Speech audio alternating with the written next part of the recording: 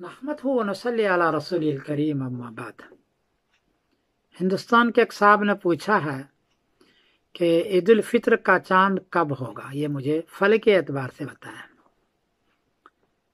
जवाब यह है कि 12 मई बरोज़ बुध को कराची में चांद की ऊंचाई है 7 डिग्री, पेशावर में चांद की ऊंचाई है 6 डिग्री, इंडिया में चांद की ऊंचाई है 6 डिग्री, बर्मा में चांद की ऊंचाई है 6 डिग्री। चांद 10 डिग्री में नजर आता है, 9 डिग्री में बड़ी मुश्किल से नजर आता है। यहाँ 6 डिग्री और 7 डिग्री है, इसलिए 12 मई बरोज़ बुध को इंडिया, पाकिस्तान, बांग्लादेश और बर्मा में चांद नजर नहीं आएगा।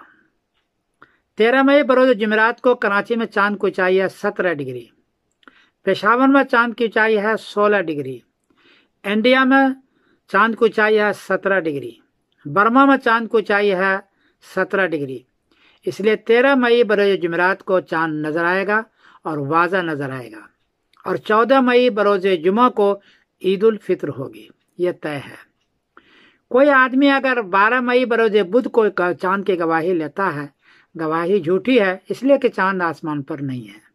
ऐसा न करें, क्योंकि इससे फिर सोशल मीडिया में बहुत देर तक लोग शोर मचाते हैं और उलमा को बुरा भला कहते हैं, और 2 ईदें हो जाती है।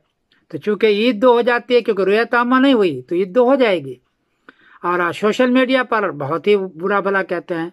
इसलिए 12 मई बरोज़ बुध को इंडिया, पाकिस्तान, बांग्लादेश, बर्मा में कोई गवाही दे तो मेरी गुजारिश है कि आप गवाही न लें, और 13 मई बरोज़ जुमेरात को रुयत आमा करें, और 14 मई बरोज़ जुमा को ईद करें सभी, और यही असल है।